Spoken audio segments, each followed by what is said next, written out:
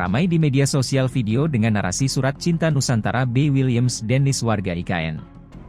Video tersebut salah satunya diunggah oleh akun X A7 Ibayu, dengan menulis status, surat cinta dari warga IKN. Berikut unggahan videonya.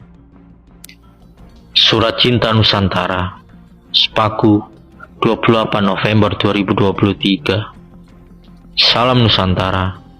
Melalui video ini, saya ingin membagikan sebuah pengalaman saya tinggal di IKN, sekaligus ingin menanggapi banyaknya video-video hoaks yang beredar tentang pembangunan IKN.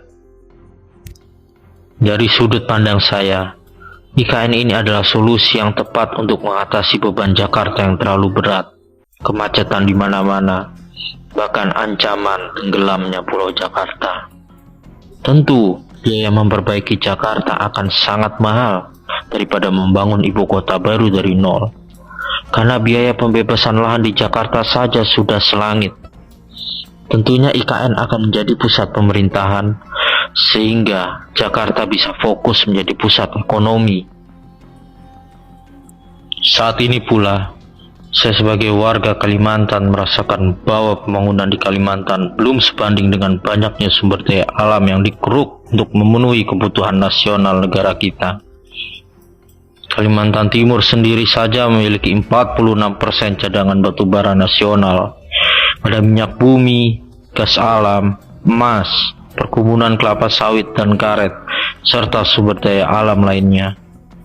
IKN tentu menjadi salah satu harapan kami adanya pembangunan merata di seluruh Indonesia. Karena letak geografis IKN yang menjangkau daerah timur Indonesia, yang kita tahu selama ini masih jauh tertinggal pembangunannya dibanding Pulau Sumatera dan Jawa yang lebih dekat dengan ibu kota Jakarta. Masih banyak anggapan bahwa IKN merusak hutan. Padahal mayoritas lahan IKN seluas 256.000 hektar adalah hutan yang sudah tidak alami lagi, seperti hutan tanaman industri, eukaliptus dan akasia mangium yang ditebang dan ditanam setiap 6 tahun sekali. Dan juga banyak sekali perkebunan kelapa sawit dan karet di wilayah IKN.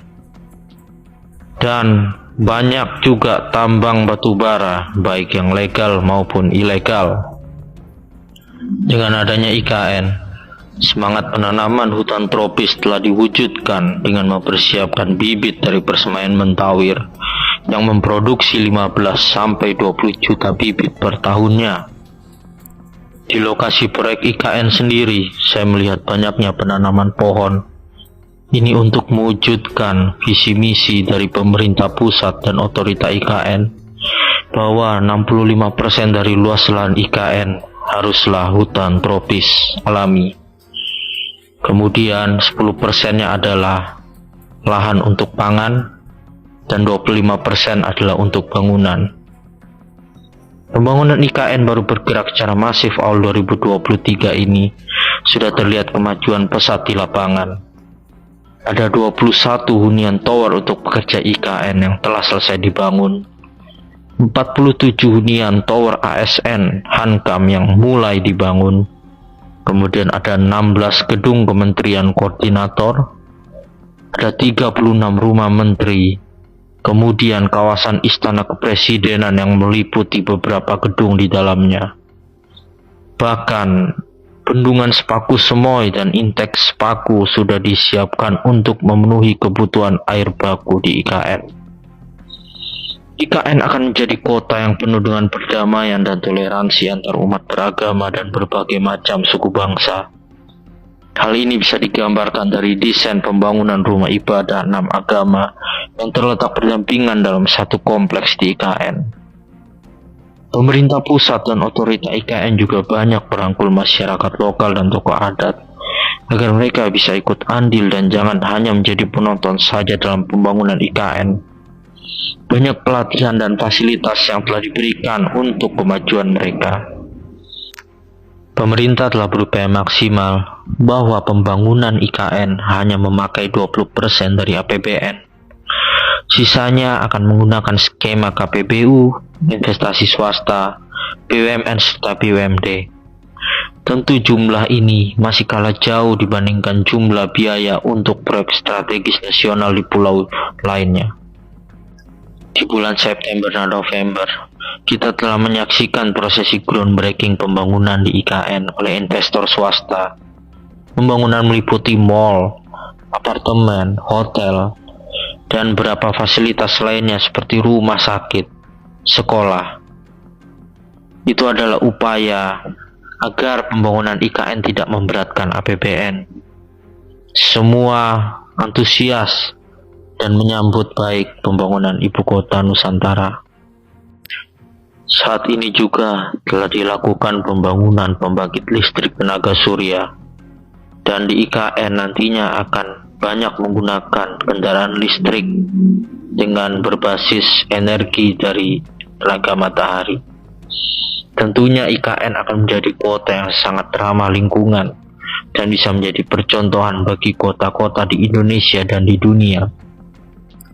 Jalanan di IKN saat ini sedang dilakukan pembuatan terowongan untuk menaruh kabel listrik, fiber optik, pipa air, dan pipa gas, sehingga penataan kota di IKN nantinya akan lebih rapi. Lebar jalanan di IKN pun bervariasi. Ada yang lebarnya 100 meter, 50 meter, 40 meter, 30 meter, bahkan 20 meter. Saya menjadi saksi melihat bahwa jurang belasan meter dalam sekejap saja bisa ditimbun menjadi rata untuk pembangunan jalanan di IKN. Demikian melalui video ini yang bisa saya sampaikan. Saatnya kita sebagai generasi optimis sudah waktunya memberikan sumbangsi pemikiran dan tindakan nyata untuk kemajuan bangsa ini, daripada hanya sekedar mengkritik tapi tanpa solusi. Salam Nusantara, salam Indonesia maju. Begitu pula diunggah video kedua sebagai berikut.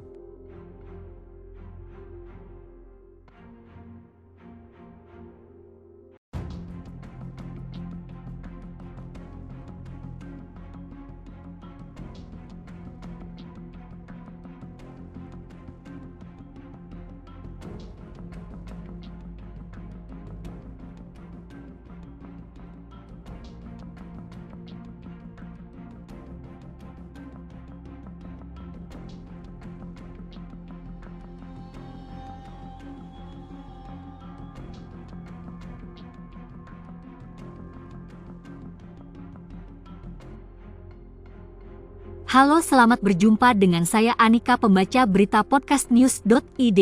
Saksikan terus konten-konten menarik dari kami. Jangan lupa subscribe, like, dan komen.